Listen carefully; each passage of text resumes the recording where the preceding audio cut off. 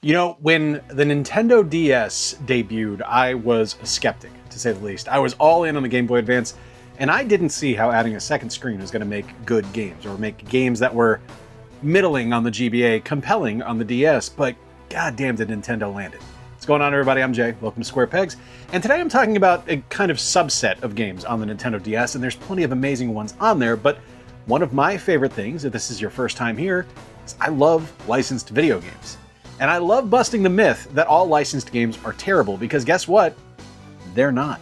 Most of them are actually pretty competent, and on the Nintendo DS, we got a ton of amazing games. And I am a sucker for superheroes. It's been one of my lifetime obsessions, one of my favorite things to read about, to learn about, to just explore the world of. And I want to kick things off with an incredible superhero game from WayForward and Sega, Thor: God of Thunder. Just a heads up, this is going to inadvertently turn into a quasi WayForward praising video here, because I've got 3 WayForward games on the list. Up first, though, is Thor: God of Thunder. This is such a wonderful game.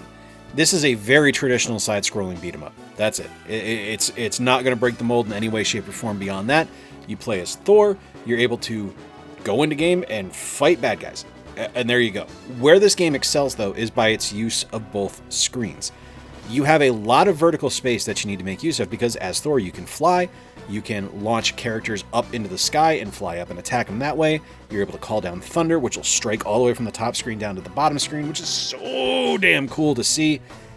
I can't say enough how, while this game is so simple in its approach and so simple in its just effort of making a great 2D side-scrolling superhero game, it perfectly lands every single thing it tries, and it's just an unbelievable game overall. It's so cheap, too. This is an unbelievably dirt cheap game, and so many people overlooked it because there was a lot of really crappy superhero games that released at the time. But Thor: God of Thunder should be on your list. It's fantastic. I'm lucky to have known a lot of people that worked at N-Space. N-Space was based in Orlando, and they could do no wrong when it came to the DS. They made absolute magic on that console. Finding out after the fact that they were the ones that actually designed, developed, and pitched the Halo DS release that was rejected by Nintendo doesn't surprise me in the slightest. Because they did amazing things with the DS and first-person shooters, and one of the best on the console is 007 Bloodstone. Now, James Bond doesn't sound anything like James Bond. He's very much just random English dude number one, but the gameplay is why you're here, and the gameplay is spectacular in this title. Using the left shoulder trigger to fire the gun and using the stylus to actually move your character around, all while using the D-pad to move forward and backwards and stuff like that, but using the stylus to aim, is incredibly intuitive and is very easy to do, and it plays brilliantly well. And you know what? While it looks like an N64 game, and it's a little bit ugly in the grand scheme of things when you compare it to stuff from today, you can overlook that because the game is immersive, fun, and deep. This is a spectacular first-person shooter making great use of the 007 license, because you feel like a spy, you feel like a super spy, you parachute in the first level and shoot people on a boat. It's amazing. This is such a great game. Definitely check this one out if you haven't done so. It is an absolutely fantastic FPS. I absolutely love Phineas and Ferb. I think it is one of the single greatest animated series of all time. I appreciate it for the fact that it is both creative and irreverent, but also deeply seated in teaching kids that discovery and science is cool. And I think that's amazing. It's one of the best things Disney's ever done. Dan Povenmire and Swampy Marsh are brilliant. And the games for the series are fantastic. And Phineas and Ferb Quest for Cool Stuff on the DS is amazing.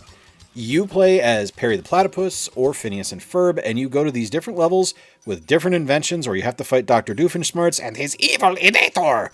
But it's just, it's so good. It's so well done. Every level plays differently.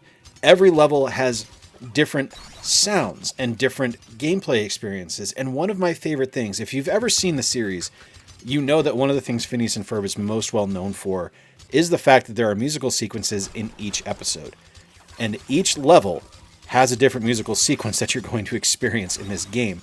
One of my favorite things is just wandering around the backyard and hearing Phineas sing his I Know What We're Gonna Do Today song. I think it's just incredible. It's It's such a wonderful little touch and such a brilliant nod to this amazing animated series that I can't help but love it. It's wonderful. I've been pleasantly surprised by a couple of the Chronicles of Narnia games here, and the Chronicles of Narnia Prince Caspian on the DS is a shockingly competent RPG.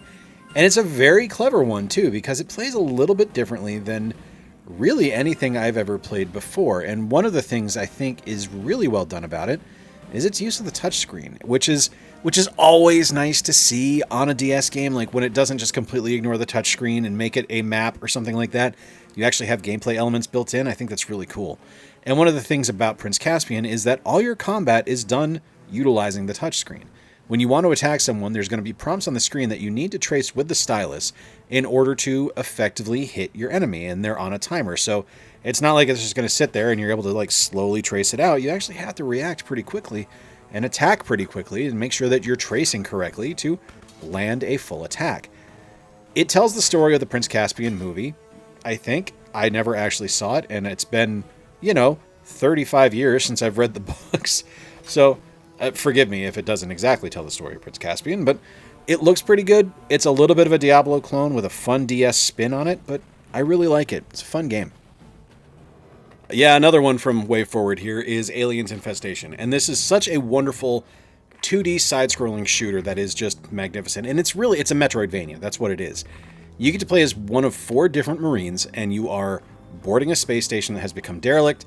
You need to explore to find the different key cards to open your way to make your way through this massive space station, all while fighting aliens and robots and cyborgs and all this amazing other stuff. That's just this great sci-fi adventure that is nearly perfect in its execution. The gameplay is fun, it's fast, it's easy to pick up and understand. It's a wonderful Metroidvania, like I mentioned, that is something that just leans into that genre and just relishes in it because there's so much stuff going on here. And there's great little nods to the Aliens franchise as well. Like, one of the things that you find in the game are random cats, like Ripley had her cat in Alien. It's just a really fun title, and it's such a great example of what WayForward was capable of, and really one of those games that put WayForward on the map outside of the Shantae series, because they have made so many incredible licensed titles, and Aliens Infestation is near the top of the list. Hey, just breaking into the video real quick, I'm going to be at the Midwest Gaming Classic this weekend. My wife and I are hosting a couple of workshops on Friday where you can reshell a Pro Controller or reshell your Joy-Cons. Check out MidwestGamingClassic.com. You can look at the workshop section there. Sign-ups are limited, so if you're interested, be sure to sign up. Now, back to the games. Long had a love of Hot Wheels, both as a toy and as a video game property. Like, most Hot Wheels games are pretty well done. And Hot Wheels Track Attack on the DS is a really, really fun racing game. Is it perfect? No, it's a little loose. I will say that it does kind of lean heavily into the Hot Wheels aspect of things that way, where controls are a little loose and the physics are a little bit silly, but the gameplay makes up for it because it's just a really fun arcade racer. There's boosts all over the place. There's different things that you're able to run over where you're going to like bounce yourself up in the air or spin your car around. They're kind of like obstacles, but there's also, just like I said, boosts that you could drive over to make your car go faster. There's different Hot Wheels cars you're able to unlock, so you get like classic Hot Wheels cars in the game to be able to use. The tracks are constructed familiarly, so they feel like a Hot Wheels track that you would put together as a kid, and you were able to construct that way to make your ultimate racing adventure. It's a really well done game. It feels a lot like the Hot Wheels games, the supercharged games on the current generation of consoles in that regard. Really fun title, though. I love when Hot Wheels games kind of lead into the absurd and make it really feel like you're playing with toys, and this does that. I think one of the things that the Nintendo DS is most well known for are its use of puzzle games, because that stylus is such a fantastic thing to utilize to be able to just use it for controls. Like, it's great for Sudoku, it's great for crosswords, it's great for like hidden object games and things like that, but one of my favorite genres are the Match 3 on the DS, and one of the best on the console is Meteos Disney Magic. Now, this makes use of the Disney license by loosely being a Disney-based game. Like, you have Disney music and you have some of the characters appearing, but it's not like, this isn't like you're playing as Mickey Mouse. Like, you're matching up blocks that have Disney iconography on them and launching them into the stratosphere. And it's a really well done game because physics play a part here. So things get heavier on certain levels, or things will fly further in certain levels, but then the blocks will fall faster. It's a really interesting game that makes incredible use of the DS by not being a traditional DS game, because you're not holding it like you would normally. You actually hold it sideways like a book, which I think is an incredibly clever way to play a game. It's a really neat title, and something where I think it's just a brilliant use of a license by taking the original Meteos design and applying a Disney kind of veneer to it. You get a great license title that's going to appeal to the masses, but you still have that core puzzle gameplay of the original Meteos game to bring people in and to keep them coming back for more. And just to prove that I don't need to be a big fan of every single property on this list to make it a great game, we have Danny Phantom Urban Jungle. I've never seen an episode of Danny Phantom. I don't even know what Danny Phantom is. I'm assuming it's a Nicktoons cartoon because, you know, it's branded with Nickelodeon. But this is a really clever side-scrolling shmup. You play as Danny Phantom, who apparently can turn into a ghost and fights different ghosts. You have different powers that you're able to collect. It's a little bit like Gradius in that regard. You're able to power them up. A little bit like Gradius in that regard. And you use your different abilities to capture ghosts. And when you capture them, you're able to recharge your special meter, your ghost meter. You're able to collect hearts to refill your life as you go on. There's huge boss fights. It's a really well done game. And it's significantly better than it probably should be. Like, when I look at this, I see a really neat art style, and that's kind of intriguing as far as Danny Phantom goes. But like I said, I know nothing about it. So this game shouldn't speak to me, but it does. It's a wonderful shmup. It's a fantastic use of the DS by having all of the different controls down on the touchscreen, so you can hot swap between the weapons that you're using, but they're also clever enough that they map it to button controls, so you can just use the face buttons as well if you want to play it like a traditional shmup. Wonderful game, super fun, well worth checking out. I just discovered this one recently, and I am honestly shocked that it even exists, because this is based on a Thundercats animated series from the early aughts that I didn't ever expect to see get a video game made about it. Now, I loved this animated series when it was on Cartoon Network, but it was not supported at all by Warner Brothers or anything like that because there wasn't a great toy line for it, so it sold like crap, and WB was happy to jettison it into the sun. So the fact that a DS game even exists is kind of remarkable and kind of miraculous. And it's a really fun kind of side-scrolling hack and slash. You mainly control Lion-O, but as you go further into the game, you're going to unlock different characters like Tigra, like Panthro, like Chitara, stuff like that. And as you play, you're going to be able to use them as kind of a bonus power-up that you're able to call in, and they'll attack everybody on the screen. You also have the Sword of Omens, where you're going to be able to shoot a laser across the screen to take your enemies out. It's a really fun game. It's a little clunky at times, I won't lie. It's definitely something that kind of suffers from the fact that this was probably rushed a little bit to get it out in time for the animated series to be present when it was released. But it's still fun, and it's still well made, and it's still a really enjoyable title, especially if you like that early 2000s or maybe it was late 2000s. I don't remember exactly when it came out. But if you liked that Thundercats series that was on Cartoon Network, you're going to love this game. It's really fun. Hey, stop me if you've heard this one before. It's a licensed game from Way Forward. This one featuring Batman, the Brave and the Bold. One of my all-time favorite animated series. One of the best representations of the Caped Crusader ever. It's a fantastic beat-em-up that feels familiar because it feels a little bit like the Wii release, but it's just different enough that it's going to make you want to play it because this one has a little bit different setup. You play as Batman, but you're also able to get a superhero sidekick that you're able to swap back and forth with based on what level you're in. So like when you go to the Atlantis level, you team up with Aquaman and you can swap between both Batman and Aquaman, and each character has different abilities and different play styles. Like Aquaman can swim in the water. Batman just kind of bobs to the top because, you know, he's a human. He's not Atlantean. And the gameplay is solid. Like, it is a traditional side-scrolling beat-em-up that is really, really fun.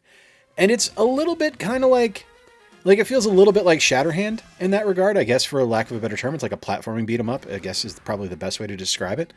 But the animations are great. The look is great. There's some really fun voiceover in the game. It's not as voiced over as the Wii release, obviously, because that was on a disc, but this is just a really solid title that leans into its license, has fun with it, and delivers a fantastic game.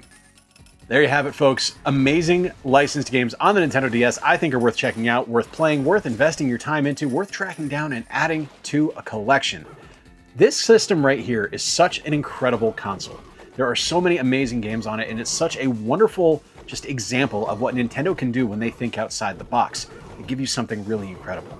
Let me know in the comments down below what your favorite DS licensed games are. I'd love to hear from you. I'm sure there's ones I missed. I know, for example, that Transformers Decepticons and Transformers Autobots were suggested to me, as well as The Wizard of Oz. Those almost made the cut, but there were a few others I wanted to fit in on here. So let me know if there's any other licensed DS games you think I should be checking out, and I'll be sure to look at them. If this is your first time here, please give it a thumbs up. The engagement helps the channel out, and click subscribe. I'd love to have you stick around. And until next time, I've been Jay. I appreciate you spending a little bit of time with me today. Remember to play more games, stay square, and take care. I'll talk to you soon.